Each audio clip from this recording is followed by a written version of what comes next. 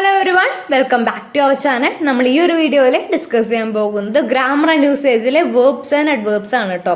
നമ്മൾ ബേസിക് ആയിട്ടുള്ള കാര്യങ്ങൾ മുതൽ പറഞ്ഞു തുടങ്ങുന്നുണ്ട് കേട്ടോ. ഇപ്പോഴും കുറെ പേർക്ക് ഗ്രാമറിലെ ബേസിക് ആയിട്ടുള്ള കാര്യങ്ങൾ കൺഫ്യൂഷൻ ഉള്ളവരുണ്ടായിരിക്കും, ചെറിയ ചെറിയ ബുദ്ധിമുട്ടുള്ളവർക്ക് ഉണ്ടായിരിക്കും. അപ്പൊ അവരെയും കൂടി ഇൻക്ലൂഡ് ചെയ്തിട്ടാണ് നമ്മൾ ഈ ഒരു വീഡിയോ ചെയ്യുന്നത്. ഓക്കെ, ഈ ഒരു വീഡിയോയിൽ നമ്മൾ ഡിസ്കസ് ചെയ്യാൻ പോകുന്നത് വേർബ്സ് ആൻഡ് അഡ്വേർബ്സ് ആണ്.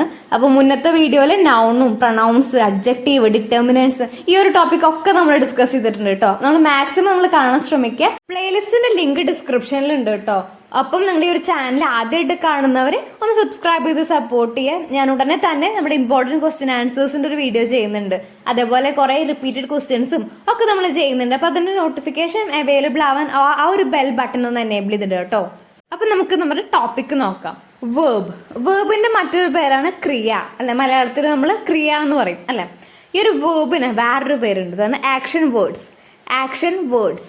ആ ഒരു ടോപ്പിക് കേൾക്കുമ്പോൾ തന്നെ നമുക്കറിയാമല്ലോ, ആക്ഷൻ വേർഡ് എന്ന് പറഞ്ഞാൽ നമ്മൾ ചെയ്യുന്ന ആക്ഷൻസ്, ആ ഒരു ആക്ഷനെ എടുത്ത് പറയുന്നതിനാണ് വേർബ് എന്ന് പറയുന്നത് കേട്ടോ. ഒരു സെന്റൻസിന്റെ സബ്ജക്റ്റ് ഏതാണോ അതെന്താണോ ചെയ്യുന്നത് അത് ഡിസൈഡ് ചെയ്യുന്ന വാക്കാണ് ഈ ഒരു വേർബ് എന്ന് പറയുന്നത്. അപ്പൊ അതായത് പ്ലേയിങ്, റണ്ണിങ് അങ്ങനെയുള്ള സബ്ജക്റ്റിലെ കർത്താവ്, ഒരു പ്രവൃത്തി ചെയ്യുന്ന ആൾ ഏതാണോ അത് ഡിസൈഡ് ചെയ്യുന്ന ഫോം ക്ലാസ് അല്ലെങ്കിൽ കണ്ടന്റ് വേർഡ് ആണ് ഈ ഒരു വേർബ് എന്ന് പറഞ്ഞാൽ.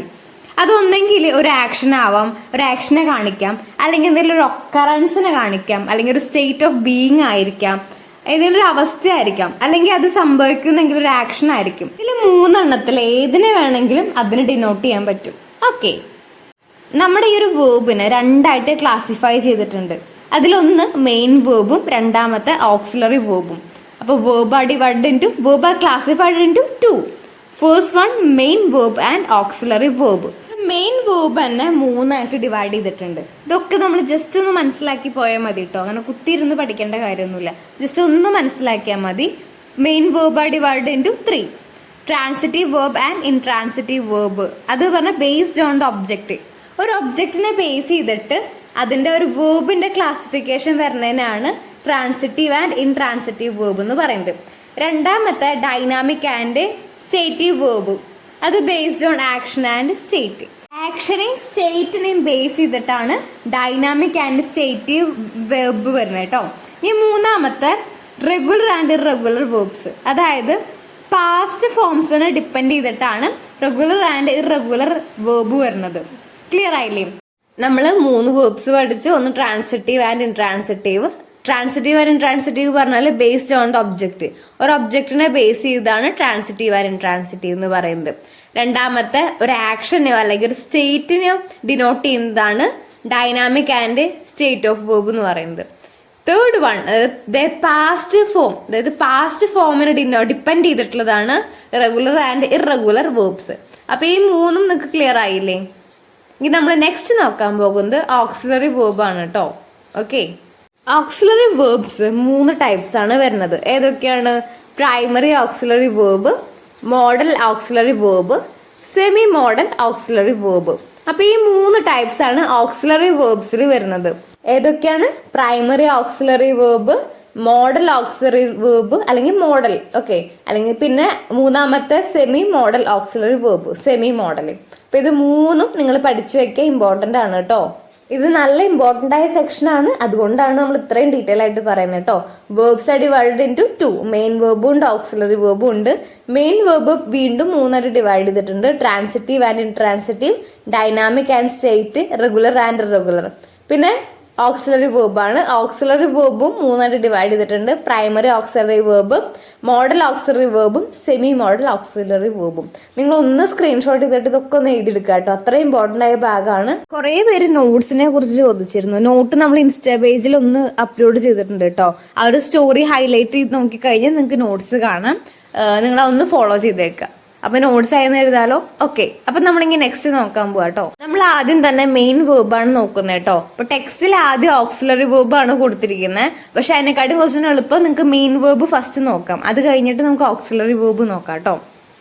First one transitive and intransitive verb. നമ്മൾ നേരത്തെ പറഞ്ഞല്ലോ. അപ്പൊ ഈ ട്രാൻസിറ്റീവ് ആൻഡ് ഇൻട്രാൻസിറ്റീവ് വേർബ് ഒബ്ജക്റ്റിന്റെ ബേസിലാണ് നമ്മൾ നിൽക്കുന്നത് അല്ലേ. Object. Transitive verb needs to take an object to complete the sentence. ഒരു എക്സാമ്പിൾ പറയാം. I saw movie yesterday. ഇവിടെ ഐ എന്നുള്ളത് സബ്ജക്റ്റ് ആണ്, സോ എന്നുള്ളത് വേർബ് ആണ്. മൂവി എന്ന് പറയുന്നത് എന്താണ്? ഒബ്ജക്റ്റ് ആണ്. സോ ഒരു സെന്റൻസ് കഴിയണം എങ്കിൽ ഒരു ഒബ്ജക്റ്റ് ഉണ്ടെങ്കിൽ മാത്രമാണ് ആ ഒരു സെന്റൻസ് ഫിനിഷ് ആവുള്ളൂ എങ്കിൽ, ഇവിടെ ഒബ്ജക്റ്റ് ഏതാണ്? മൂവി അല്ലെ.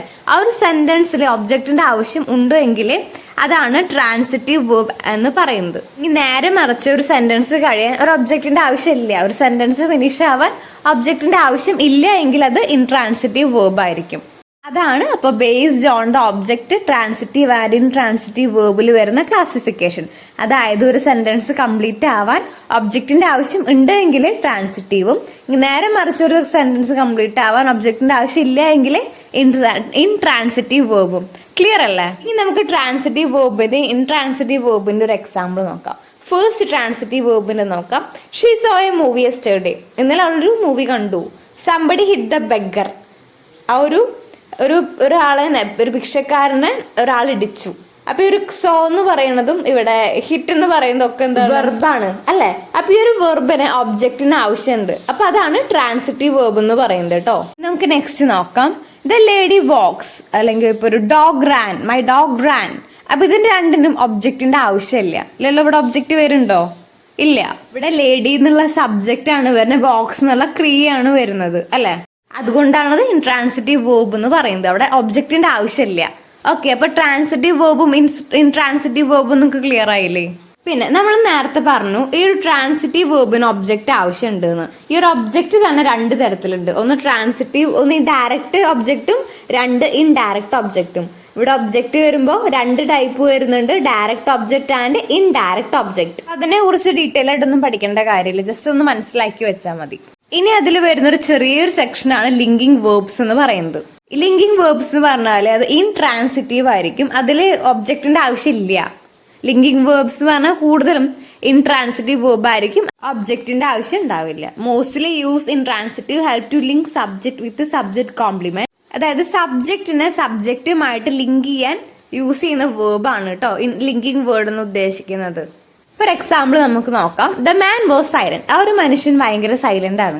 ഇവിടെ മാൻ എന്നുള്ളതാണ് സബ്ജക്റ്റ്, അതിന്റെ കോംപ്ലിമെന്റ് ആണ് ഈ ഒരു സൈലന്റ് എന്നുള്ളത്. ഇവിടെ ഒരു മാനിനെയും സൈലന്റിനെയും ലിങ്ക് ചെയ്യാൻ വേണ്ടിയിട്ട് യൂസ് ചെയ്ത വേർഡ് ആണ് ഈ ഒരു വാസ് എന്നുള്ളത്. ഇവിടെ ഒരു വാസ് എന്നുള്ളത് എന്താണ്? ലിങ്കിങ് വേർഡ് ആണ്. ഇനി വേറൊരു എക്സാമ്പിൾ പറയാം. The sky became dark. ഇവിടെ അതേപോലെ തന്നെ സ്കൈ എന്നുള്ള വേർഡിനെ അതുപോലെ ഡാർക്ക് എന്നുള്ള കോംപ്ലിമെന്റിനെ ലിങ്ക് ചെയ്തത് ബിക്കേം എന്നുള്ള വേർഡാണ്. അപ്പോൾ ഇവിടെ വാസും ബിക്കേമും ആണ് ലിങ്കിങ് വേർബ്സ്. ക്ലിയർ ആയില്ലേ നിങ്ങൾക്ക്? അപ്പൊ നിങ്ങൾ ഓർത്ത് വെക്കുക, ഒരു സബ്ജക്റ്റിനെ അതിന്റെ കോംപ്ലിമെന്റ് ആയിട്ട് ലിങ്ക് ചെയ്യാൻ യൂസ് ചെയ്യുന്ന വേർബ്സ് ആണ് ലിങ്കിങ് വേർബ് എന്ന് പറയുന്നത്. മോസ്റ്റ് കോമൺ ആയിട്ടും ബി വേർബ് ആണ് ലിങ്ക് ചെയ്യാൻ യൂസ് ചെയ്യുന്നത്, മോസ്റ്റ് കോമൺലി കേട്ടോ. അപ്പൊ ഇത്രയാണ് ഈ ഒരു ലിങ്കിങ് വേർബ് വരുന്നത്. നിങ്ങൾക്ക് മനസ്സിലായെന്ന് വിചാരിക്കുന്നു. നിങ്ങൾക്ക് മനസ്സിലാവാത്ത പോർഷൻസ് ഒന്ന് കമന്റ് ചെയ്യട്ടോ. അപ്പൊ ഞാൻ എവിടെയാണ് ഇംപ്രൂവ് ചെയ്യേണ്ടതെന്ന് എനിക്ക് മനസ്സിലാവാനാ. ഓക്കെ, ഇനി നമുക്ക് നെക്സ്റ്റ് ടോപ്പിക് നോക്കാം. ഡൈനാമിക് വേർബും സ്റ്റേറ്റീവ് വേർബും. സ്റ്റേറ്റീവ് കേട്ടോ, ടേം നിങ്ങൾ ശ്രദ്ധിക്കുക. സ്റ്റേറ്റീവ്, സ്റ്റാറ്റിക് വേർബ് അല്ല, സ്റ്റേറ്റീവ് വേർബും. അപ്പൊ നമ്മൾ ഫസ്റ്റ് പറഞ്ഞതാണ് ട്രാൻസിറ്റീവ് ആൻഡ് ഇൻട്രാൻസിറ്റീവ് വേർബ് ആണ്, അത് ഒബ്ജക്റ്റിനെ ബേസ് ചെയ്തിട്ടാണ് പറയുന്നത്. ഇനി രണ്ടാമത്തെ ഡൈനാമിക് ആൻഡ് സ്റ്റേറ്റീവ് വേർബ് ആണ് വരുന്നത്. ഇത് ആക്ഷൻ വേർബ്സ് അല്ലെങ്കിൽ അതൊന്നെങ്കിൽ ഡൈനാമിക് ഓർ ആക്ഷൻ വേർബ് എന്ന് പറയുന്നു. The verb which describe the action performed by the doer are called as dynamic or action verb. ഒരാൾ ചെയ്ത പ്രവൃത്തിനെ പറയുന്ന വേർബാണ് ഡൈനാമിക് വേർബ് എന്ന് പറയുന്നത്. അതായത് ഒരാളുടെ ആക്ഷനാണ് അതിൽ സൂചിപ്പിക്കുന്നത്. അതായത് hit, kill, fight, run, write, ആ ഒരു ആക്ഷനെയാണ് ഇത് സൂചിപ്പിക്കുന്നത് കേട്ടോ. എക്സാമ്പിൾ ഇതിൽ കൊടുത്തിട്ടുണ്ട്, നിങ്ങളൊന്ന് പോസ് ചെയ്തിട്ട് എഴുതുക കേട്ടോ. ഓക്കെ, ഇതിൻ്റെ ഒപ്പം തന്നെ സ്റ്റാറ്റീവ് വേർബ് എന്ന് വരുന്നുണ്ട്. സ്റ്റേറ്റീവ് വേർബ് എന്ന് വെച്ചാൽ ഒരു സ്റ്റേറ്റ്, അതായത് മനസ്സിന്റെ ഒരു സ്റ്റേറ്റ്. ഇതിപ്പോൾ ലവ് വരുന്നുണ്ട്, ഹിയർ, ഫീൽ, നീഡ്, റിമെമ്പർ. ഒരു സ്റ്റേറ്റ് ഓഫ് മൈൻഡിനെ പറയുന്നതാണ് സ്റ്റേറ്റീവ് വേർബ് എന്ന് പറയുന്നത് കേട്ടോ. The verb which describe the state or situation, ഒരു സിറ്റുവേഷൻ ആയിട്ട് അല്ലെങ്കിൽ state of mind are called stative or non action verb എന്നും പറയുന്നുണ്ട്. അതുപോലെ തന്നെ അതിനെ നോൺ ആക്ഷൻ വേർബ് എന്നും പറയുന്നുണ്ട്. അപ്പോൾ ഡൈനാമിക് ഓർ സ്റ്റേറ്റീവ് വേർബ് എന്തൊക്കെയാണ് പറയുന്നത്? ഡൈനാമിക് പറഞ്ഞാൽ ഒരു ആക്ഷൻ വേർബ് ആണ്, അത് മെയിനായിട്ടും ആക്ഷൻ, ഒരു മനുഷ്യൻ, ഒരാൾ ചെയ്യുന്ന ആക്ഷൻസിനെയാണ് കൂടുതൽ പറയുന്നത്. ഹിറ്റ്, കില്ല്, ഫൈറ്റ്, റണ്ണ്, ഒരു മനുഷ്യന്റെ ആക്ഷനെയാണ് അത് പറയുന്നത്. രണ്ടാമത്തെ വരുന്നത് സ്റ്റേറ്റീവ് വേർബ് ആണ് പറയുന്നത്. ഈ സ്റ്റേറ്റീവ് വേർബിൽ പറയുന്നതാണ് verb which describe the state or situation or state of mind are called stative അല്ലെങ്കിൽ നോൺ ആക്ഷൻ വേർബ് എന്നും ഇതിൽ പറയുന്നുണ്ട്. അതിനുള്ള എക്സാമ്പിൾ ആണ് love, see, hear, feel, need, remember. അപ്പോൾ ഇത് ഉറപ്പായിട്ട് നിങ്ങൾക്ക് പഠിച്ചില്ലേ? നിങ്ങൾ ഇപ്പോൾ തന്നെ പഠിച്ചു പോകാട്ടോ, എക്സാം വരെ നീട്ടി വെക്കരുത്, ലാസ്റ്റ് നല്ല ബുദ്ധിമുട്ടാവും. നിങ്ങൾ ഓരോ ടോപ്പിക്ക് എഴുതിയിട്ടും അതിന്റെ ഡെഫിനേഷൻ എഴുതുക, വീണ്ടും ഒരു ടോപ്പിക്ക് ഒരു ഡെഫിനേഷൻ വിത്ത് എക്സാമ്പിൾ എഴുതുക കേട്ടോ, ഇല്ലെങ്കിൽ നിങ്ങൾക്ക് അതൊന്ന് ബുദ്ധിമുട്ടായി തോന്നും. ഓക്കെ, നെക്സ്റ്റ് നമ്മൾ നോക്കാൻ പോകുന്നത് റെഗുലർ ആൻഡ് ഇറഗുലർ വേർബ് ആണ്. പാസ്റ്റ് ഫോമിന്റെ ബേസിൽ വരുന്ന ഡിവിഷനാണ് റെഗുലറും ഇറഗുലറും. ഒരു വേർബ് എടുത്തു കഴിഞ്ഞാൽ അതിന് 3 ഫോം ഉണ്ടായിരിക്കും. ഓക്കെ, ഒരു വേർബിന് 3 ഫോം ഉണ്ടായിരിക്കും. ഫസ്റ്റ് വണ് പ്രസന്റ്, അതായത് base form. Second one past tense form V2. Okay, third one എന്ന് പറഞ്ഞാൽ പാസ്റ്റ് പാർട്ടിസിപ്പിൾ ഫോം V3. അപ്പോൾ V1 V2 V3 എന്ന് നമ്മൾ പറയും. ഓക്കെ, നമ്മളിങ്ങനെ ഒരു എളുപ്പത്തിന് വേണ്ടിയിട്ട് V1 V2 V3 എന്നാണ് പറയാം കേട്ടോ. അപ്പോൾ പ്രസന്റിനെ V1 എന്ന് പറയും ബേസ് ഫോം, പാസ്റ്റിനെ V2 past tense form, third one V3 past പാർട്ടിസിപ്പിളും. അപ്പോൾ ഒന്ന് ഓർത്ത് വെക്കുക കേട്ടോ.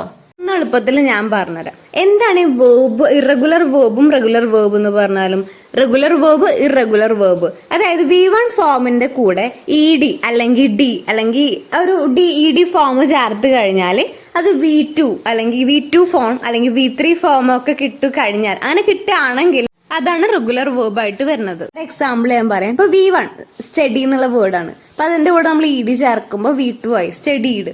അതേപോലെ V3യും സെയിം തന്നെയാണ് വരുന്നത്, സ്റ്റഡീഡ്.